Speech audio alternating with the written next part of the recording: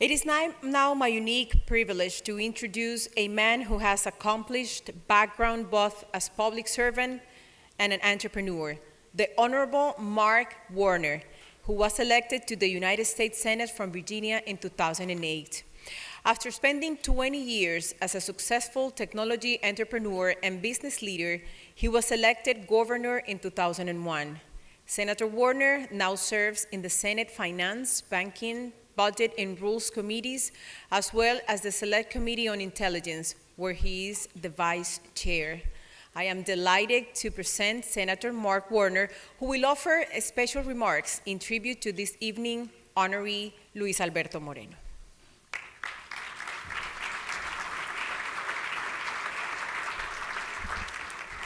Well, thank you, Elia. Thank you for that kind introduction.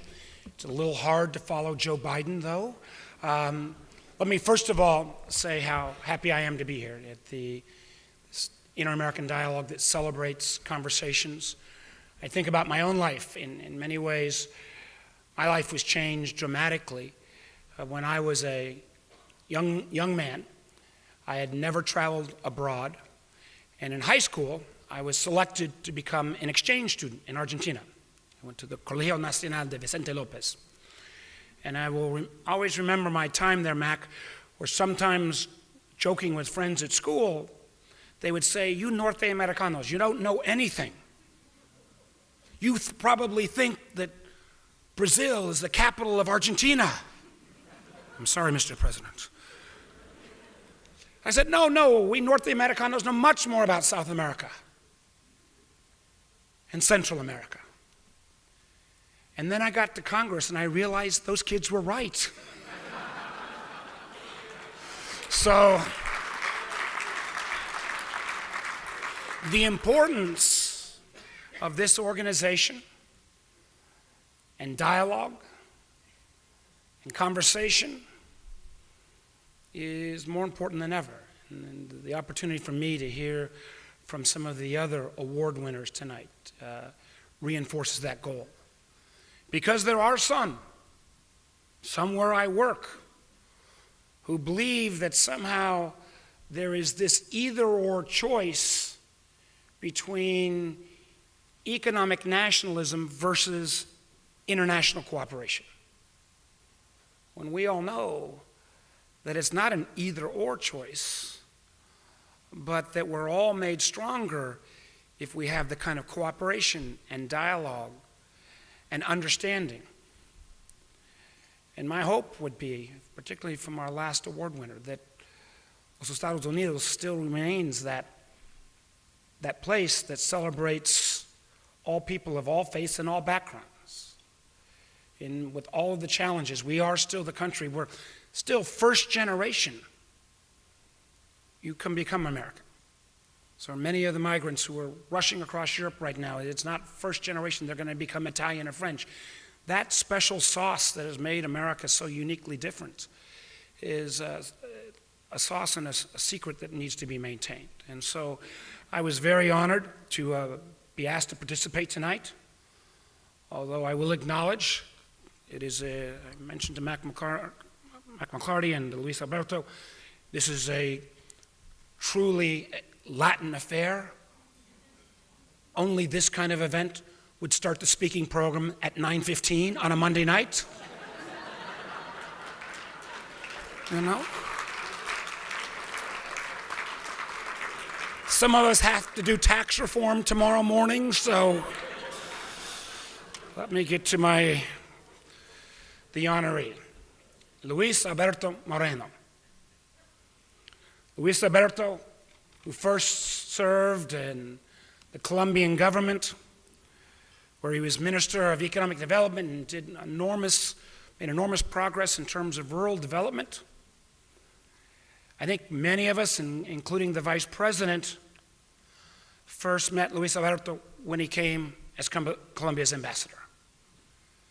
And what a force, what a unique force, and his mother is here, that Luis Alberto brings to everything.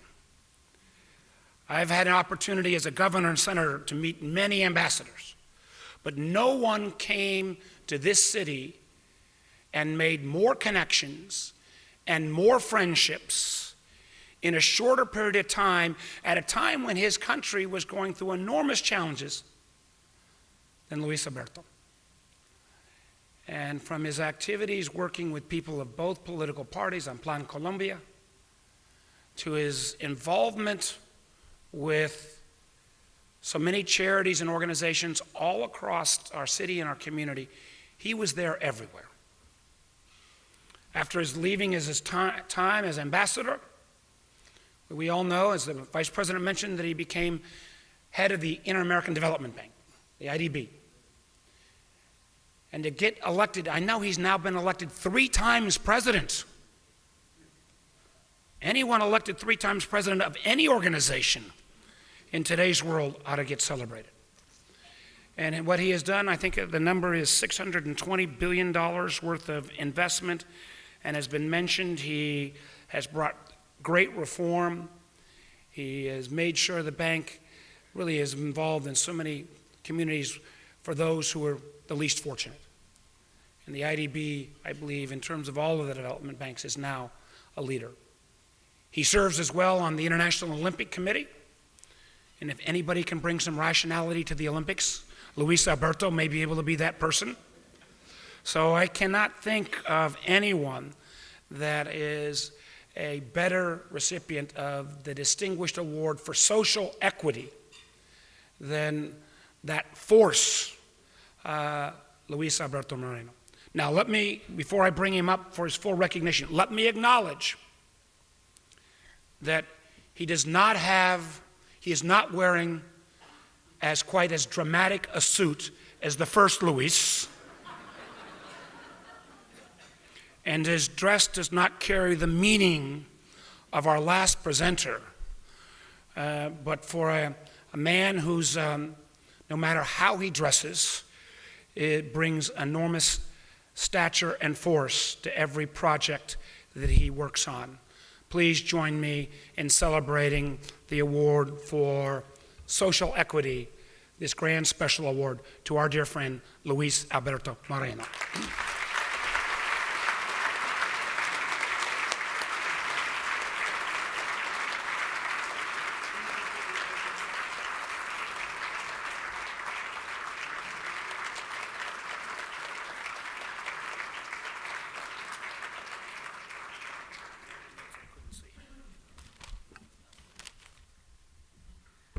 Thank you very much, Senator Warner, and thank you very much for your kind introduction.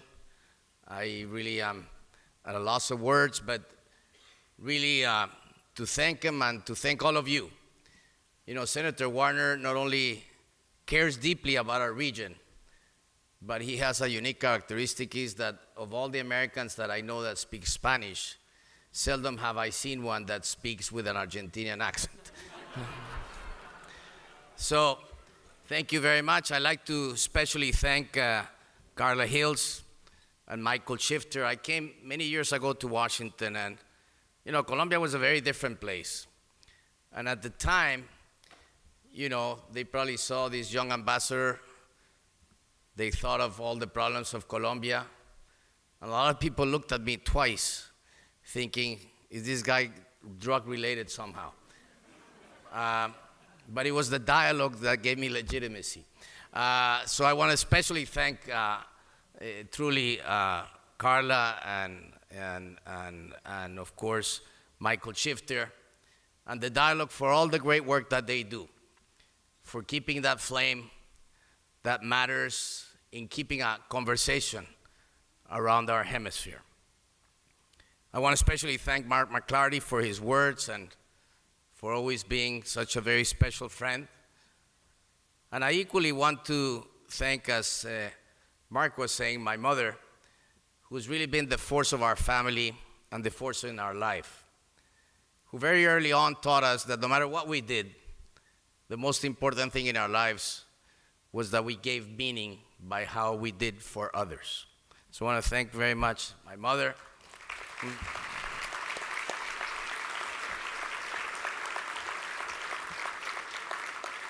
I'm very lucky because my son Nicholas surprised me by coming to this, so thank you to the dialogue for having my son come and surprise me. Thank you, Nicholas, and to my wife, the love of my life, Maria Gabriela, who is here with us tonight.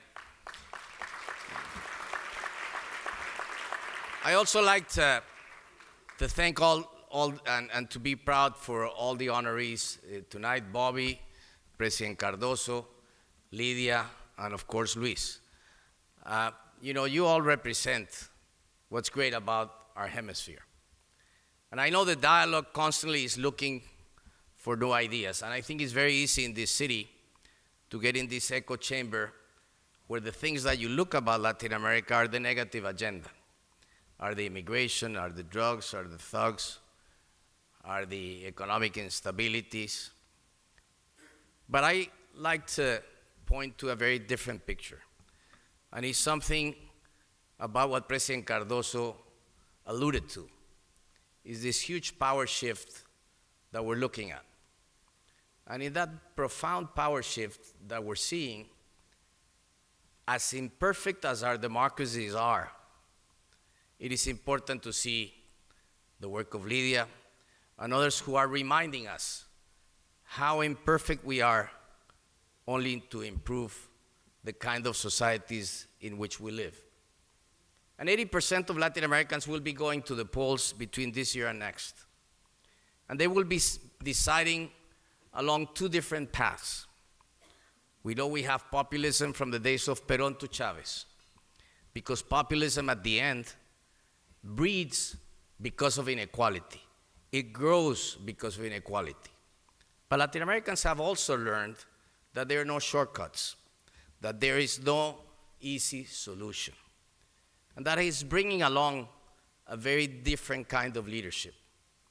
And issues of transparency and anti-corruption, I'd like to especially thank my dear friend Fernando Carrillo for all the work he's doing in my own country. Of course, all he's doing, he learned at the IDB. But this issue of corruption is going to be the issue of our times. And I'm always reminded by the work that Teddy Roosevelt did 100 plus years ago, when in the United States he was after the trusts. And he was after the very issues that we are fighting today in Latin America.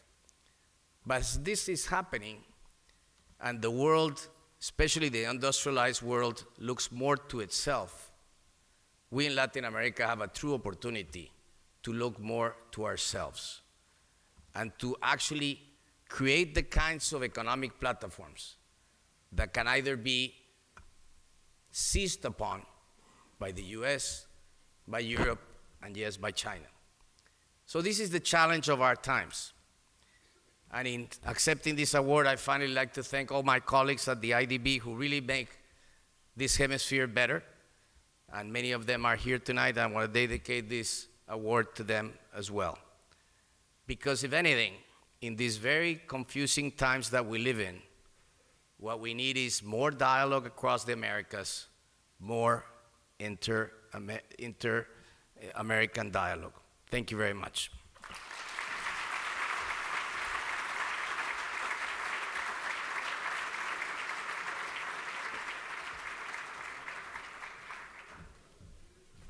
Thank you, President Moreno. We are all deeply honored to have you here this evening, and congratulations for all your remarkable accomplishments. We have come to the end of our memorable evening. I'd like to thank our honorees and our special guests for joining us tonight. I'd like to thank our friends and sponsors as well. And most of all, I'd like to thank you for being here this evening to share in our celebration. On behalf of the Gala Committee and the leadership of the Inter-American Dialogue, I thank you. Good night, everyone.